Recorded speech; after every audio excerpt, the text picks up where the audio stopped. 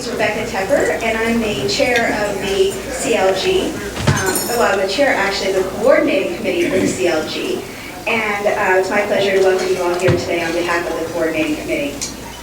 So we have a great program here today that's focusing on energy infrastructure projects and their impacts on local and regional consumers. Our panelists are going to share some information about Rhode Island and the lessons that they've learned with their infrastructure project. Thanks so much to the panelists who have come, and thanks to Doug,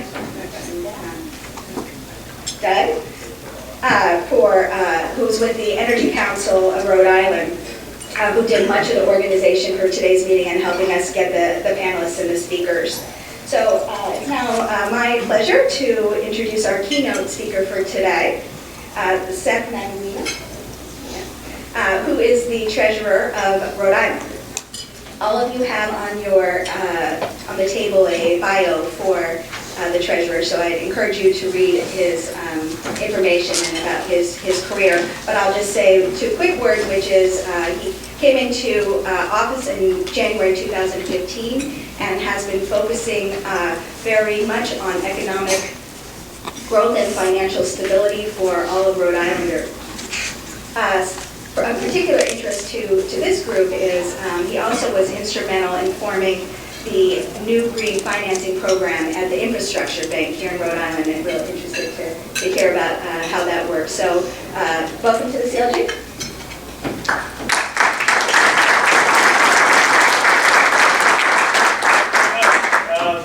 Thank you to Rebecca and to everyone at ISO for having me here today.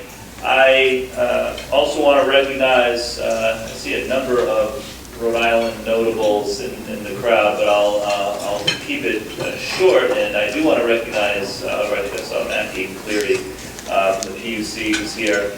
Mackie was, until recently, the director of the Department of Business Regulation here in Rhode Island. But he kept showing up at these infrastructure bank and green energy and energy meetings. Even though that wasn't necessarily in his job spec at his old job, it was clear where his heart really was. And so I think it's fitting and exciting to have him at the PUC now, which I think is also a little bit of a homecoming for him, because I know he was very involved with energy and environmental issues in his last job at the Department of Environment in Connecticut. But I want to thank everyone at ISO. One of the cooler days that I had since I took office was when I went out to Western Massachusetts to visit the headquarters with Kelly Rogers, my deputy treasurer, who's also here somewhere. And it is impressive. If you haven't been out there, I encourage you to find a way to try to score a visit, and you really recognize how complex and challenging it is to keep these lights on a consistent basis without any operational glitches day after day, hour after hour. There are people over there at ISO right now staring at computer screens, making sure that these lights stay on as we speak. And I want to thank all the folks who work there, and also thank you for coming to Rhode Island. We're very grateful to have you. So I am going to spend some time talking about the infrastructure bank. Let me just frame this by saying, from later speakers today, you are going to hear a lot about the supply side of the energy equation, where we get our energy from, how we get it here, how it's produced, which is an important part of the equation. It's an important part of how we consume and afford energy. But the other side of the equation is the demand side, and that's what I want to focus my remarks on today. What Rhode Island is doing to make ourselves more energy efficient and to reduce the demand for energy. Because the bottom line is this: no matter what happens on the supply side, whether it's alternatives, whether it's conventional, we are always, as a region, going to be at a disadvantage to many other parts of the country and many other parts of the world when it comes to energy costs. We are not a fossil fuel producing region. We, I think, have a lot of potential on the alternative energy side. We launched the first offshore wind farm in the nation. We're doing more and more on solar and alternative generation. But here, as in much of the country, alternatives are still a very small part of our energy mix, and it's going to take us some time to scale those up. So for this foreseeable future, we're always going to be at a cost disadvantage to other parts of the country, other parts of the world, which means that if we want to make it more affordable for the people of Rhode Island to keep the lights on and to heat their homes, we have to make sure that we're investing in making our state as energy efficient as we possibly can. So there have been a number of great developments recently on the alternative and efficiency side. A lot of this is driven by back in 2006 when Rhode Island implemented a least cost procurement strategy, which requires our electric and gas distribution companies to invest in energy efficiency before acquiring additional supply. This, I think, was an important step forward for our state and is the largest factor that has caused us to consistently be ranked as one of the most energy efficient states in the nation, at least in terms of policy. And we've recently built on this success with the passage of legislation to allow virtual net metering for community solar projects and third-party financing for renewable energy. And of course, with the latest news of the completion of the Deepwater Wind installation, we all hope that this will just be the beginning of a much larger offshore wind industry nationally that will eventually make up a larger and larger part of our energy mix, help bring costs down as that resource scales up, and also hopefully bring some additional jobs here to Rhode Island. As far as energy efficiency specifically, though, since 2008, Rhode Island has invested over $550 million in energy efficiency projects that have caused consumers to realize nearly $2 billion in savings and other economic benefits. Rhode Island's clean energy economy from 2015 to 2016 has rapidly expanded. Employment in the clean energy sector has increased by 40%, and in the energy efficiency sector by 57%, adding nearly 3,000 new jobs in Rhode Island at a time when we desperately need them. This is all the result of policy decisions, some of which date back to least cost procurement, some of which are more recent. I want to commend Governor Raimondo for leading by example and setting strong clean energy and renewable energy goals for the operations of state government. I stood with her a few months ago when she made the commitment to have state government operations in Rhode Island reduce their energy consumption by 10% from fiscal year 14 levels by the end of fiscal year 19, and commit to 100% procurement of state government electricity from renewable sources by 2025.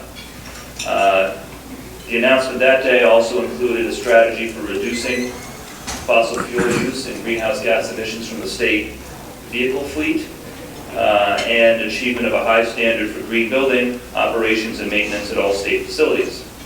I also want to recognize our Senate President Teresa Paiva-Weed, who also was involved in passing a package of legislation this past year aimed at promoting renewable energy and energy efficiency industry growth. We're making progress on a lot of fronts here.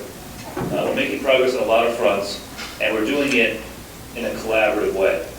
And that's really the story of the new energy efficiency programs of the Rhode Island Infrastructure Bank, which is what I'm going to spend the rest of my time talking about. It's a story of making significant gains and significant successes in energy efficiency, green finance, through collaboration. So the story starts something like this. When I was campaigning for treasurer about 3 years ago, we were putting together our list of policy ideas. And, we were talking in the office, wow, I wonder if there's something that can be done in the green finance area. Treasurer's a financial office, you care about the environment, you care about energy efficiency. Is there anything that can be done in that area that hasn't been done in Rhode Island yet? I started by calling my brother. My brother worked for a solar developer. He knew way more about this stuff than I did back then. And he sent me a very detailed memo of a whole bunch of things that Rhode Island could do. I read it, I understood none of it. He came down from Boston, and we sat in a McDonald's in South Providence, and he explained it to me over the course of a couple of hours, and it started to make sense. And we put it in my platform, which we called the Blueprint for Rhode Island. Around the same time, I know that then Treasurer and candidate for Governor Raimondo had also proposed in her platform establishing some sort of a green bank or an infrastructure bank. It was a coincidence and also not a coincidence. We hadn't talked about it at all, but it's not a coincidence that it ended up in both of our platforms because it's a good idea. And so it's something that I campaigned on, setting up new green finance programs in some sort of an infrastructure bank or green bank model. Got elected, was faced with the reality that we got to figure out how to actually do it. I have to say, I was tremendously fortunate to have Kelly Rogers join our team at the beginning. Kelly has really been a leader in our office in developing the infrastructure bank programs from their inception all the way through implementation. Along with Kelly and others in our office, we started reaching out to stakeholders right away. We reached out to the environmental community, we reached out to the utilities, we reached out to policy experts at the Office of Energy Resources and elsewhere. We started trying to get a sense very quickly in the winter of 2015 what the landscape was, what Rhode Island was doing well, what Rhode Island wasn't doing well. And the good news is that we were already doing a lot well. Again, we were already rated one of the best states in the country for energy efficiency. We had least cost procurement. We had, through National Grid, our major utility, a number of energy efficiency programs that were already being offered for homeowners and business owners. Rhode Islanders are familiar with them. They hear the radio commercials, they see the ads. Thousands and thousands of Rhode Islanders take advantage of these programs. But as we look closer, we also realized that while there's a lot of good work being done already, there were also some gaps and some opportunities. A lot was being done in the residential space, but not as much was being done for public buildings. We have a lot of old, drafty public buildings in Rhode Island, schools and libraries and firehouses. That seemed like an area of opportunity. We also recognized, and we heard from many different stakeholders, that while the programs that were available were generally excellent, very high quality in making energy improvements with short payback periods of a year, 3 years, those bigger, heavier duty projects that would have a longer payback period, a 10-year payback or a 15-year payback, there was often a financing gap for those kinds of projects. They were a little too odd and idiosyncratic for conventional lenders like banks to get involved in a big way. They were a little beyond the scope of what the utility and other state programs were able to provide. So that was a gap and an opportunity. We also got the sense that there was a lot of opportunity for bringing more private capital into the space off the sidelines. When we looked at best practices around the country, one of the common refrains was that you can do a lot with public funding of energy efficiency, whether it's funded through general revenues or funded through a service charge on utility customers. But there's a lot of private capital out there that would be interested if there was just a little more security or just a little more structure to help make the financing work. And there's a possibility that by putting up a little bit of public capital, you can bring in a whole lot more private capital to multiply the scope of what's being done. So those were the opportunities that we identified, and I think there was a fair amount of consensus across all the stakeholders that we spoke with that was a good area for us to focus on. With that, we developed legislation, working with the General Assembly and the Governor's Office, to take an agency that had been known as the Clean Water Finance Agency and expand it into a full Rhode Island Infrastructure Bank. And I want to take a moment and recognize, I see Mike Baer from the Infrastructure Bank is there in the back row, and you can't see too well up here, but there might be some other folks from the Infrastructure Bank as well. All the great ideas in the world aren't worth anything if you don't have really smart, talented, hardworking people to implement them. And we've been very blessed in that area as well. We developed the legislation, in 2015, taking the Clean Water Finance Agency, which had been a good agency, a AAA rated agency that ran a series of revolving funds, mostly for drinking water and stormwater infrastructure, making low-cost loans to water utilities and municipalities for their water infrastructure. And we took that same model and added some new programs specifically geared at energy efficiency and renewable energy financing. Specifically, 3 programs. The first, called the Efficient Buildings Fund, the second, a commercial PACE program, and the third, a residential PACE program. The Efficient Buildings Fund is a low-cost, low-interest loan fund specifically geared at municipalities and other public building and property owners to help them finance energy and environmental improvements. So what we were able to do, and again, a lot of credit goes to the folks at the Infrastructure Bank who worked out a lot of this, is we were able to find about $5-6 million of federal and regional funding. We found a couple $1 million of old federal stimulus funding from 2009 that had been earmarked for energy efficiency in Rhode Island but had never been spent. We were able to use some regional greenhouse gas initiative proceeds, and with that $5 or $6 million, attract in another $12 million from a private lender who would have had a hard time financing energy efficiency projects like this otherwise. Another important part of this was we made the decision early on with the Efficient Buildings Fund to offer cities and towns free energy retrofits on their buildings, because no city or town in their right mind, and I think that a lot of very good mayors here when it comes to penny pinching in Rhode Island, as they have to be, no one's going to invest in a big project if they don't know what it's going to save them, right?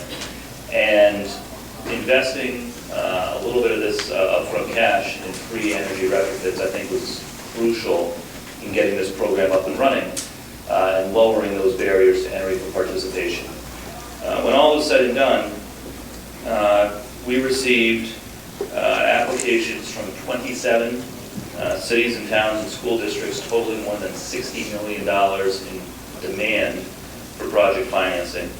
About half of which was for energy efficiency, the other half was for renewables.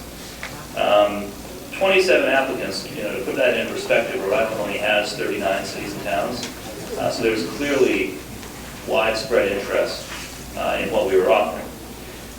For this first round, the Infrastructure Bank, the Efficient Buildings Fund, has committed to funding at least $17 million worth of projects in this first round of funding. And that includes everything from LED streetlights in Pawtucket, retrofitting firehouses in Providence, solar in Newport, wind turbines in West Warwick, elementary school being retrofitted in Cranston. It's a really good mix of projects, both efficiency and renewable, around the state. And these projects for this first round are projected to produce 250 construction jobs and are projected to save the borrowers, the cities and towns, $20 million on their utility bills over the next 10 years. These are all net positive financing programs for the borrowers.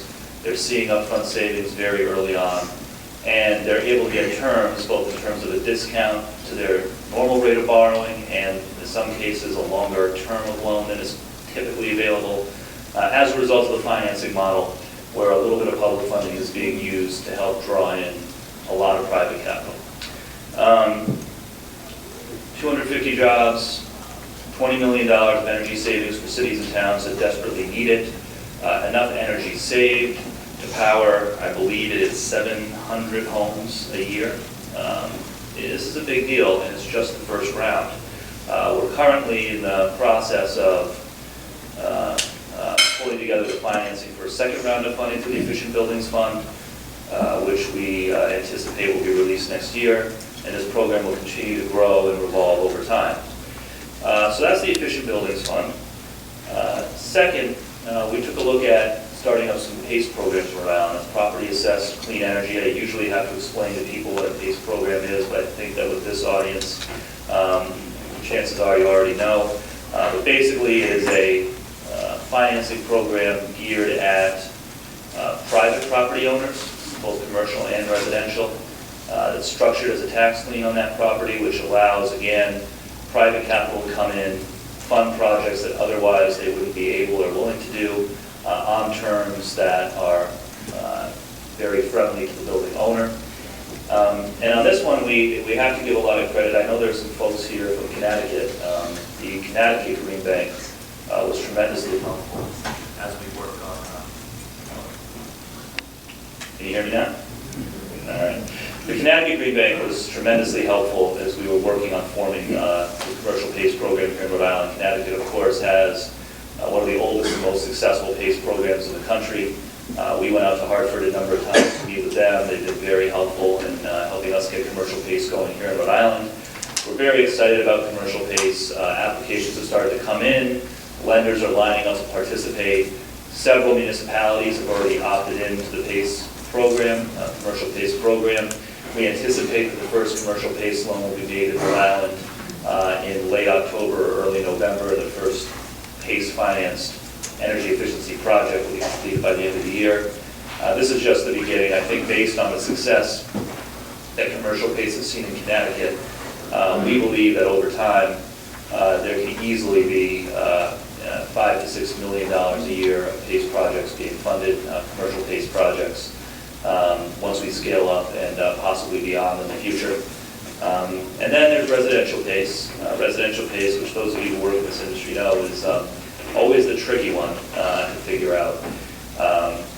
We've gone through a number of rounds of back and forth with the federal government trying to clear the way to make residential PACE a reality and to make this something that lenders would feel comfortable participating in, even with standards that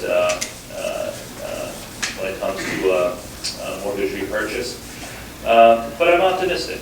It's not just us. There are a lot of people around the country trying to figure out how to make this work. There's clearly a lot of will out there to make it work. Progress is being made. Of the 3 new programs that we started at the Infrastructure Bank, the Efficient Buildings Fund, Commercial PACE, and Residential PACE. Residential PACE will probably be the last one to get up and running, but I am optimistic that it will get up and running someday in the not too distant future. Because there is, again, I take solace in the fact that there are a lot of smart people around the country who are very committed to making residential PACE work, and I believe that we can here in Rhode Island as well. So, once again, tremendous amount of credit to a large number of people who made this possible. We got, when we wrote the legislation, we had it introduced with the support of the governor and the General Assembly leadership. I remember the legislative hearings last spring. We scored the trifecta, which almost never happens in Rhode Island politics, where we had organizations from business, labor, and the environmental community all in one place supporting the same thing. Usually it's pretty good if you get 2 out of 3, but we were able to get 3 out of 3 of those hearings, which was, doesn't always happen. But again, how can you argue with this? How can you argue with the fact that we need to do everything we can in Rhode Island responsibly to reduce our energy demand, that we can save money, we can put people to work in the process, and do right by the environment? We were able to get it passed with broad-based support, and I have to give a lot of thanks to, again, whether it was the business community, the environmental community, the labor community, a lot of the policy experts here in Rhode Island and beyond. It was a real collaborative effort to make this happen, and now, I am proud to say that Rhode Island is very much a leader in green finance. We are on the cutting edge. We are doing innovative things that very few other states around the country are doing, and we're committed to continuing to do more. When I look ahead at what comes next, I think there's a lot of compelling needs and opportunities once again. The first thing that we got to focus on doing is continue to build and nurture these programs that exist. So long as they're helping people and so long as they are responsibly helping to reduce energy demand, we need to make sure that they keep going. Mike and the other folks at the Infrastructure Bank, with our support, have been working very hard to get the next round of the Efficient Buildings Fund going and to get commercial and residential PACE off the ground and make those programs successful. I'm going to continue to advocate for those, and will do so as long as they are useful in Rhode Island, which I think will be for some time. But there's more. When I look look at what our original goals were when we started working on the Infrastructure Bank project last year, we really had 3 goals. The first goal was to meet energy efficiency financing needs that weren't already being addressed by other programs.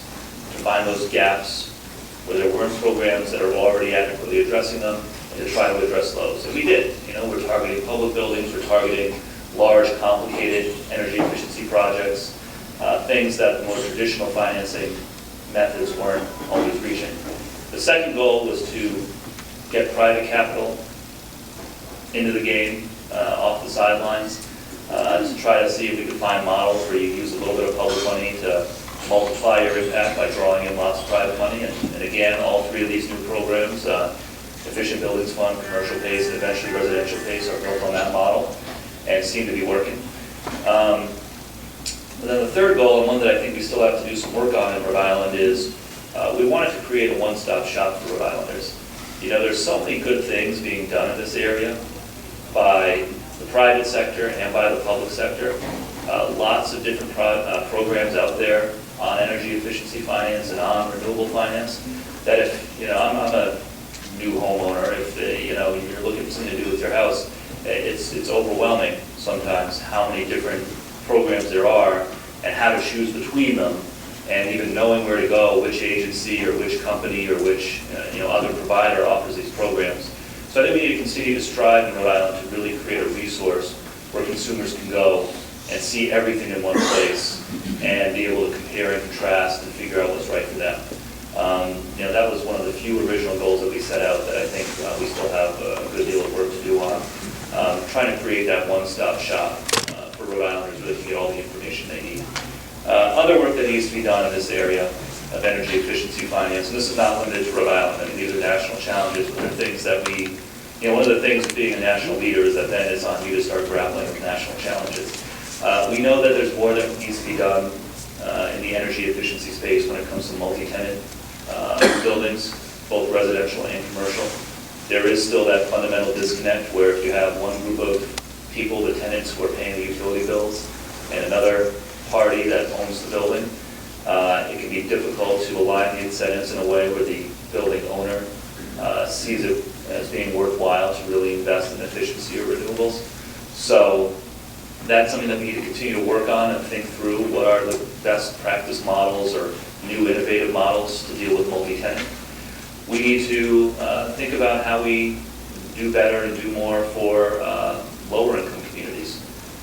While, you know, there are a number of programs, including the Infrastructure Bank programs, under which lower income communities are theoretically eligible, the barriers to participation are higher. And in many cases, the needs are greater. And so I think something that we have to do as, you know, as collaborative people who care about energy efficiency finance is take a step back and really have some hard conversations about what can we do more to better address the needs and opportunities for those that are lower down on the socioeconomic spectrum. And, you know, I think as I take a step back, I'm optimistic. The Infrastructure Bank legislation was the first big legislative initiative that I worked on when I took office.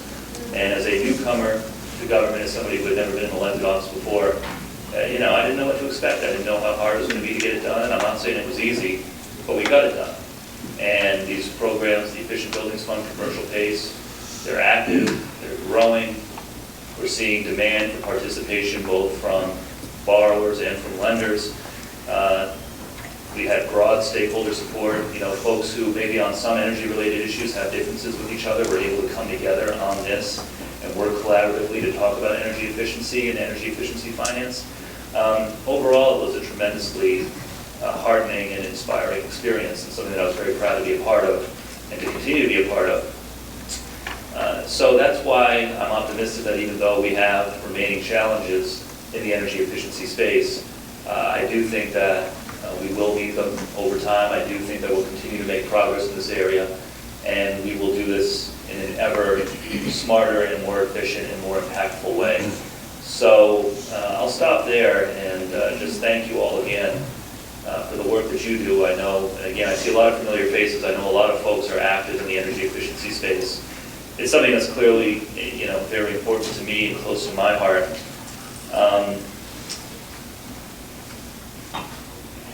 I want to thank all of you for giving me the opportunity to come on and talk about this. We've got a lot of issues facing us when it comes to energy in Rhode Island and in the Northeast. We've got a lot of issues we need to work through on the supply side, and I'll just encourage everyone once again, don't forget about that demand side either, because a lot of people will benefit if we continue to grow and innovate in this area of making our state and our region more efficient. So thank you very much again to everyone, especially ISO. Thank you.